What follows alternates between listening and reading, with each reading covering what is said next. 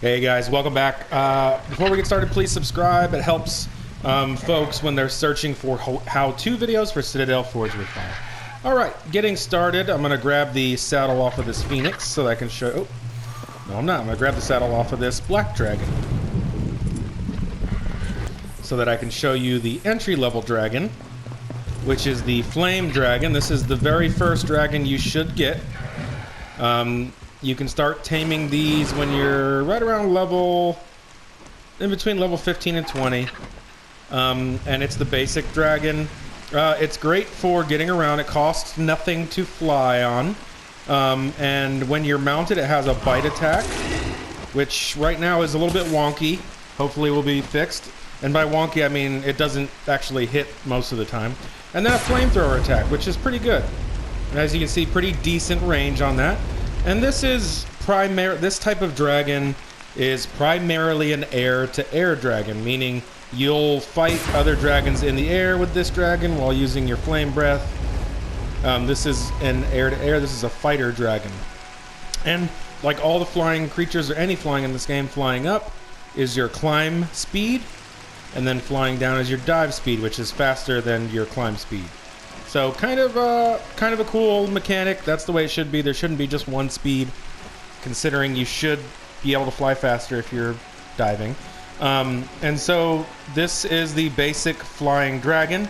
The equivalent to this would be the giant eagle, but I'm not going to cover that because right now the giant eagle is pretty much worthless. The only benefit of the flying eagle right now is actually having something to fly on. But its wind tornado attack does not work right now, so just FYI.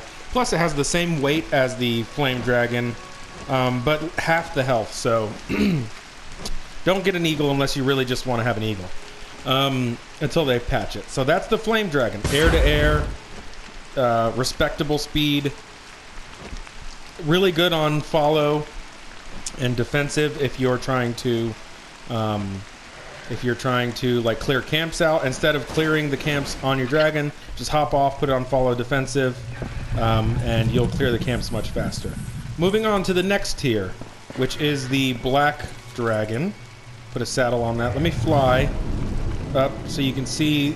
So that's the Black Dragon, and that's the Flaming Dragon. And as you can see, there's a distinct difference in the body shape. The Black Dragon is much longer. It is bigger, but that's not necessarily because it's a Black Dragon. It's also because of the level the more they level up, the bigger they get. But it's much sleeker looking, much meaner looking, and it's not just a cosmetic change. It's a different change in other ways as well. It is bigger, as I said. So interacting with doors and fast travel points sometimes can be tricky. But the major difference between this dragon is while you're mounted, instead of a flamethrower attack, it shoots a fireball. And this fireball is an air-to-ground attack. So this is your bomber. You can basically... The range on this, honestly, I think it's infinite. Because you can shoot it and it seems like it goes forever. There's an arc to it, so plan for your arc. There's an arc to the attack. But yeah, this is your air to ground. This is... Whoa, that was weird. If you're trying to clear enemy camps, if you're shooting at an enemy base, like suppressing fire, you're not going to fight with this dragon in the air. I don't advise it. You'll be hard pressed to actually get multiple hits against someone. This dragon versus that flame dragon in the air, the Flame Dragon should win every time. If both players are the same skill level, the Flame Dragon should win every time. Because not only is it going to continually roast the mount, but the Flame Dragon is also going to roast the player who's on the mount. This is your air to ground. By the way, this is my favorite of the two entry-level dragons. I just like the way it looks. It's very mean looking. The wings look really well done with the animation. It really looks like it's attempting to stay airborne. So that's the Flame Dragon. In addition, there's a reskin of this dragon called the Northern Dragon.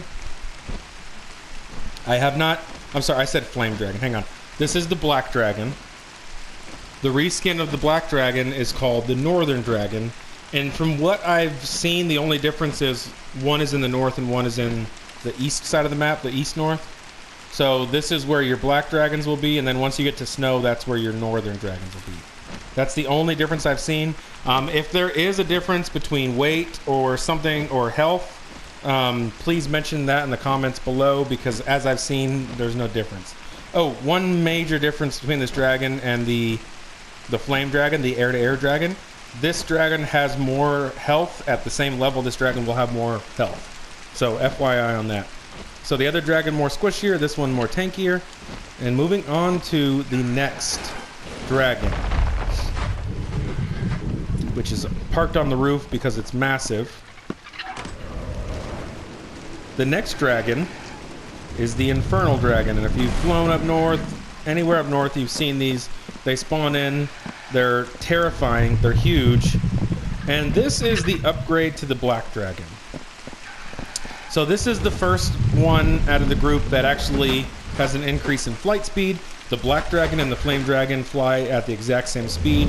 This dragon is slightly faster than those two dragons. In the big picture, it's not that much faster, but it is slightly faster. So escaping a Flame Dragon, if you're on one of these, is good. This is, like I said, it's the upgrade to the Black Dragon, which means it has the Fireball attack.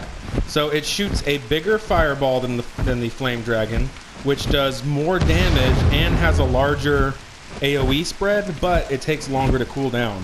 So that's the only downside. And it has a bite. All the flying mounts have a bite.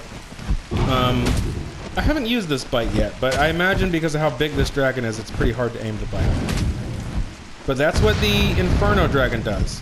It's the tankiest out of all the flying creatures. It has the most HP at the same level as anything else than any other flying creatures. This thing is a freaking tank. Another thing to mention that I forgot to mention, the Flame Dragon has 150 weight. The Black Dragon has 200 weight. And this Inferno Dragon has 300 weight. It has the most weight out of the flying creatures. So this thing is great for hauling, a big load. It's a little bit faster, so the only thing you have to worry about on this is a Phoenix. And we'll talk about the Phoenix right after this. This dragon does have some issues when it comes to interacting. That's why I left it outside. It's hard to interact with structures and doors and fast travels. And I imagine the developers will change that soon. So if you're watching this down the road, it's probably not something you have to worry about. So let's leave that up here for the time being. And now let's go to the highest tier, which is the most superior flying mount in the game, which is not a dragon, it is the Phoenix. The Phoenix is the best flying mount in the game. There is no... I just put this on the same one. There's no arguing it. It is the fastest flying mount in the game. It is the strongest when it comes to mount-to-mount combat. And it has respectable health and respectable weight. And I'll show you that in a second. So it's got the bite, like every other one. And it's also got a flamethrower attack. Now this flamethrower attack, it seems to me it has longer range than the Flame Dragon, and it absolutely decimates. Okay, this is the premier air-to-air tame, the premier air-to-air flying mount. It is much faster than the other mounts. Much faster. I don't know if you can tell just by watching, but yeah, if someone's trying to escape a Phoenix and they're on a dragon, the Phoenix is easily going to catch them. This thing is very fast, and that's one of the main features about it. In addition to having a very strong flamethrower and respectable HP, the HP is more than... I think it's on par with the Black Dragon, right around the Black Dragon. But it's better than the Flame Dragon. In regards to all those things, the weight is a little bit better. So 250 weight, which is really good. This is a great mount for farming because you can pop in where you need to be, farm, load up and pop out, or if you get attacked, you can pop out in a pinch. Because this is the fastest mount, no matter what situation you're in, as long as you can get on the mount, you should be able to escape. So even if you're being chased by another Phoenix, they cannot predict your moves, and so you would just have to basically outmaneuver them, and then you should escape from another Phoenix. The one thing that is different about the Phoenix is the way it flies. It flies a little bit more in a straight line than the other mounts. The other mounts, you can change their direction instantly. The Phoenix actually has to make the full flight turn, and it's hard to explain, but once you get a Phoenix and fly it, you'll immediately see the difference. It doesn't turn on a dime like the other flying creatures do. But yeah, that's going to be the 4 main flying creatures. And yes, they all tame the exact same way. You weaken them and then tame them with the pacify spell. And yeah, that's about it. If you have any questions about these creatures, please ask below. And yes, so just in case you're wondering, the Inferno Dragon, it does fit inside the large door. It's just that it's hard to get it in and out, so I just left it out of the base for this video. But all right, my friends, please subscribe. Thank you for watching, and until next time.